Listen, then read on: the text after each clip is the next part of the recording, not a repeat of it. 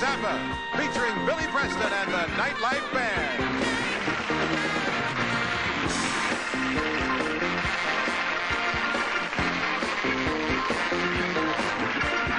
Ladies and gentlemen, David Brenner.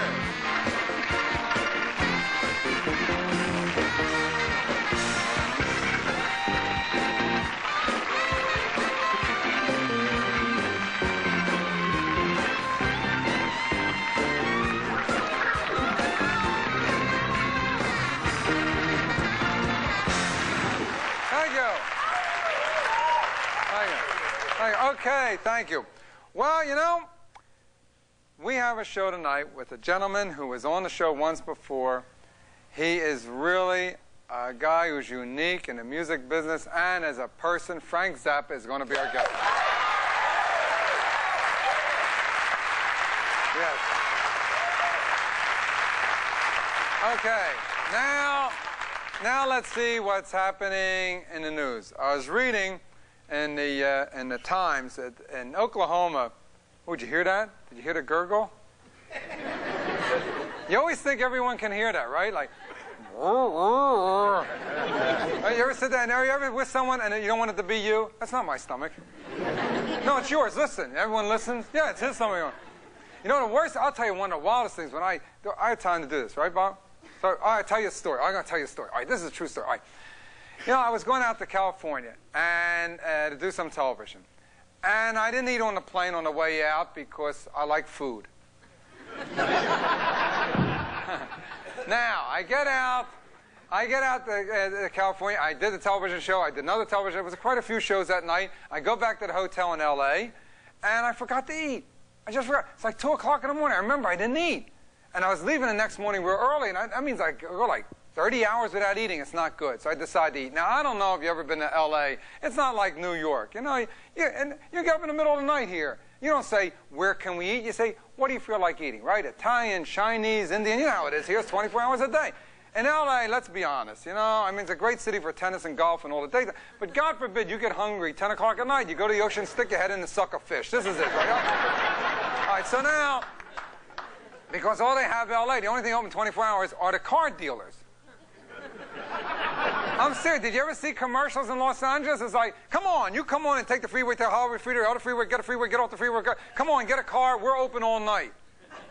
I mean, what kind of guy wakes up 5 in the morning? You know, Martha, I feel like a Winnebago. But of course, out there, cars are everything. You know, cars in Los Angeles, they don't do anything without taking a car. They take a car everywhere they go. I got to go to the bathroom. Here, take my car. Thank you. And of course, they not only that, but if you ever look, you have to have the right car in L.A. You can't just have a car. You got to have a Mercedes-Benz. Oh, you got to drive Mercedes-Benz. Everyone has a Mercedes. You ever fly over L.A. and look down? It looks like Berlin with palm trees. And then the drive out there, the madness. It's not like here on the East Coast. You get lost, right? You get lost. You make a turn at the next street. You get off the next exit. You go around. You're back on. You're okay. In L.A., I swear, you get on that freeway. Make one little mistake, you're in Guam. And the traffic's impossible. It's like here, you know, traffic everywhere in the country, right? It's bumper to bumper. The difference is, in L.A., it's bumper to bumper, but they're going 90 miles an hour. Do you ever drive in L.A.? You're driving, come on, David, you got half an inch, close it up. Okay. And then, you know, and it's the only thing they do fast in L.A., because the rest of the time, they're so laid back, you know, they walk, they talk so slowly. Hello, hey.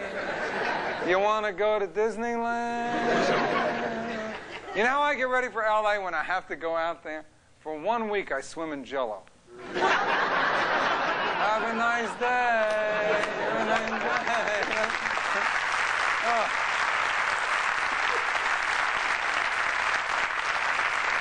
And that's all. That's really all they say. You go, you're like, have a nice day. Everywhere you go, have a nice. And they don't listen to you. I'm having my heart removed. My dog died. Have a nice day. At least New Yorkers, they're honest. You say to a New Yorker you don't know, have a nice day. So what the hell do you care? And why are you giving me only 1 day? You know? All right, so anyway, so I'm in L.A. 2 o'clock in the morning. I'm determined to get something to eat. So I get in the car. And I start driving. I figure something's got to be open, right? I'm driving. I swear to you, it's over an hour. I can't find it. Finally, I find one of these all-night burger places. You know, it's open all night. All right, Sunset Strip. All right, so I go up, I park the car, no one else is there. There's nothing moving within 200 miles of the city. I go up to the window, right? I ring the little bell they have there. Ding, ding, ding. Fellow comes to the window. I said, hi. I'd like to have a cheeseburger medium rare. He says, you order at the next window. So I walk down to the next window. I'm standing there. The same guy comes along. He says, may I help you? I said, yeah, I like that. He says, do you have your ticket? I said, no, I don't have a ticket. What ticket? He says, there's a ticket. I said, where do you get the ticket? He says, at that first window. So I walk back to the first window, and it's like a baker's thing. I take a ticket, number 84. Okay. Now I go back. Hi. I like to have the same thing. Cheeseburger, medium rare, a little orange soda to go. Okay? Okay. I said, tell me, where do I pick it up? If it's like New Zealand, I'll get started now. He said, you pick it up at the first window. Now we both go back to the first window. And I'm standing there, and I could see him making the hamburger there on the grill. He's making the cheeseburger for me. He finishes the cheeseburger. He puts it in a little paper, takes it, he puts it in a bag. Orange soda, he puts it in a bag. This is true. He walks right over to me. There's a microphone. He grabs the microphone. Number 84! Anyway, we'll be right back with Nightlife after this.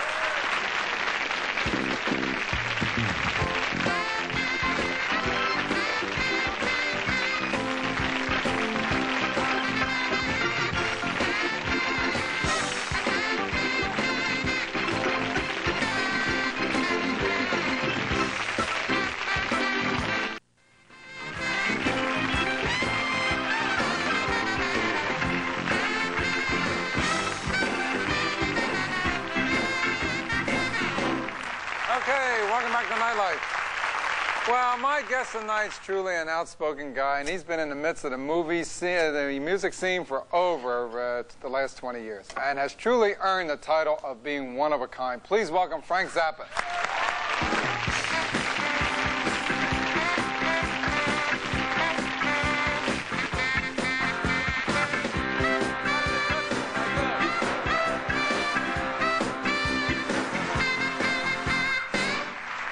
Well, welcome back to Nightlife. I got to tell you something. The other night I'm sitting at home reading February's issue of Music Technology. Uh-huh. Yeah, just sure. like many of you out there. Yeah, like everybody in America that night. No, I don't get this, but I did read the article. And there's something, really, the idea that you use this, what do you call it, synclavier? I call it a synclavier. I don't know how they pronounce synclavier? it. Yeah. Synclavier. Synclavier or synclavier?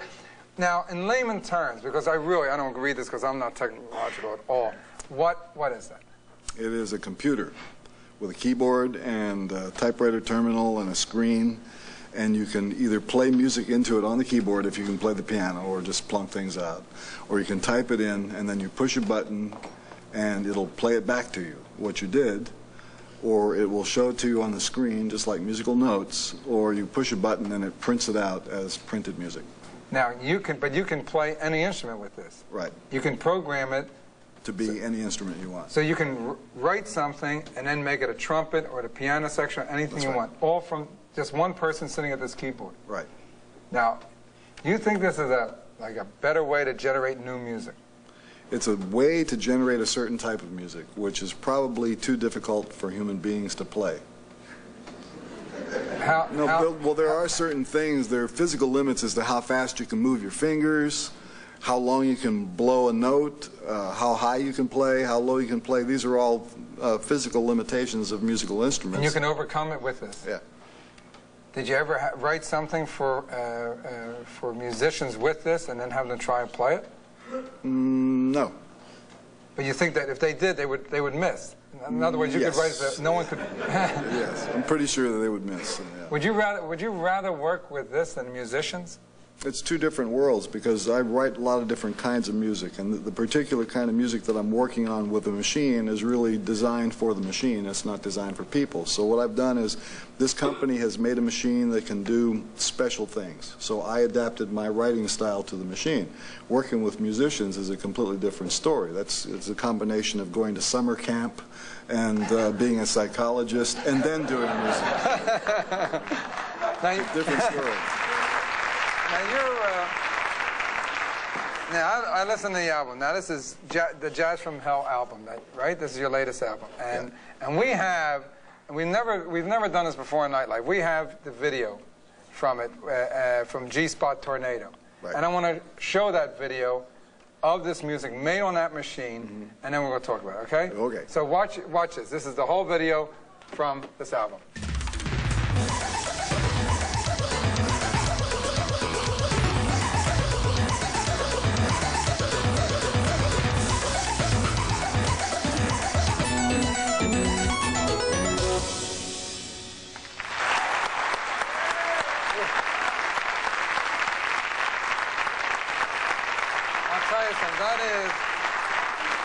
That is visually one of the wildest things I've ever seen, and audibly one of the wildest things I've ever heard. And right after we take a break, I'm going to ask you what the hell was all about. Okay. Okay? We'll be right back into this.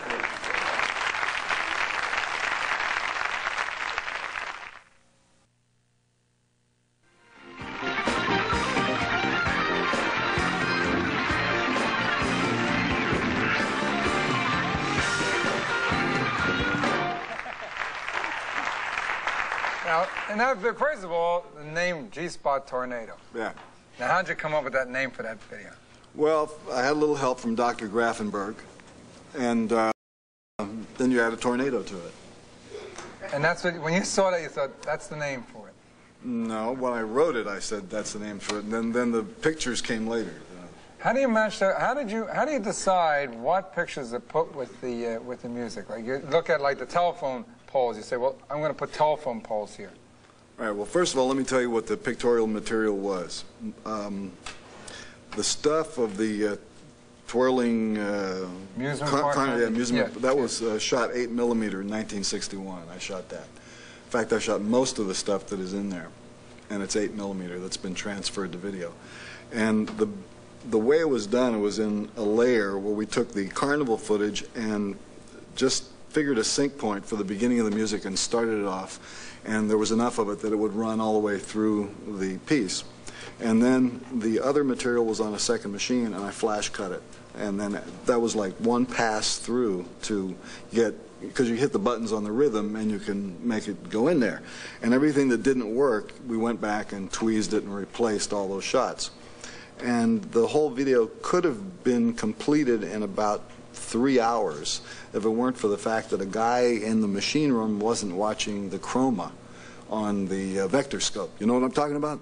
The circular thing where the things that look like sunspots blasting off the side. When there's too much red in the picture, it won't broadcast. So he wasn't watching, and we had coronas leaping off the side, and so I had to go back and do the whole thing over? No, not do the whole thing over. We had to go another generation and turn certain things down. But it could have been a very fast, cheap, easy production. It's about a $5,000 video. $5,000? Mm.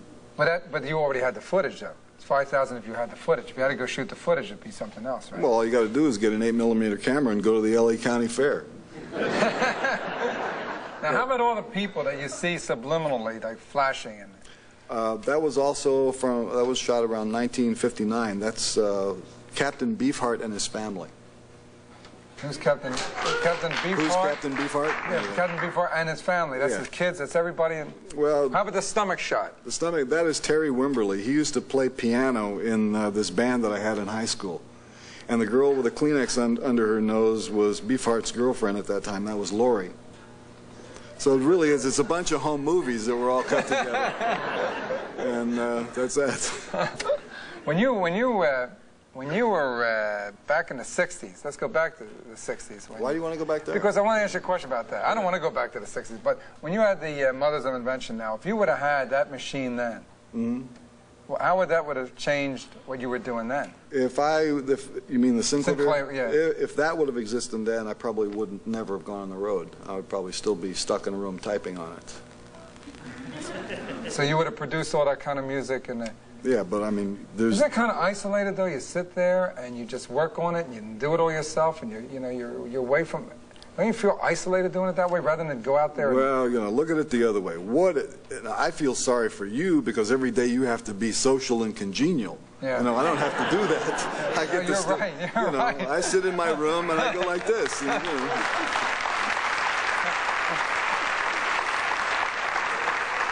I mean, don't some days you come on here and you go, I don't want to talk to these people. Yeah, I wish that I could have a machine that would be here and it would say, hi, Frank.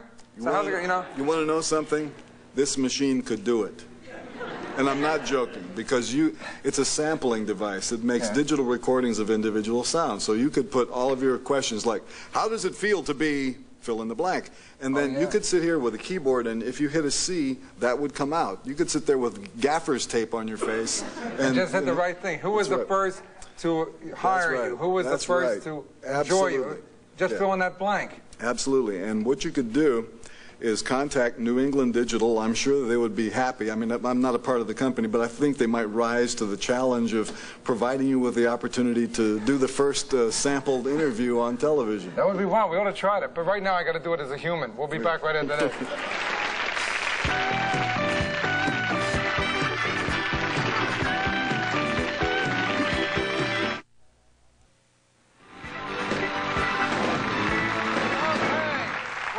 Look, we only have 5 seconds, so I just want to ask you, what do you think of the Iran scam?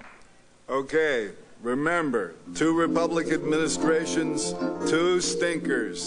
Don't let it happen again. When are you going to learn? Frank Zappa, good night. Some of the guests of Nightlife stay at the UN Plaza. Enjoy what New York has to offer, then experience the hotel at prices above the rest. The United Nations Plaza Hotel. For reservations, call 1-800-228-9000.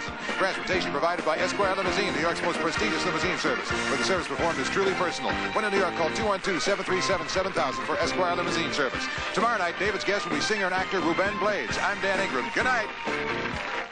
Coming up next, Morton Dean brings you INN USA Tonight here on WLVI TV.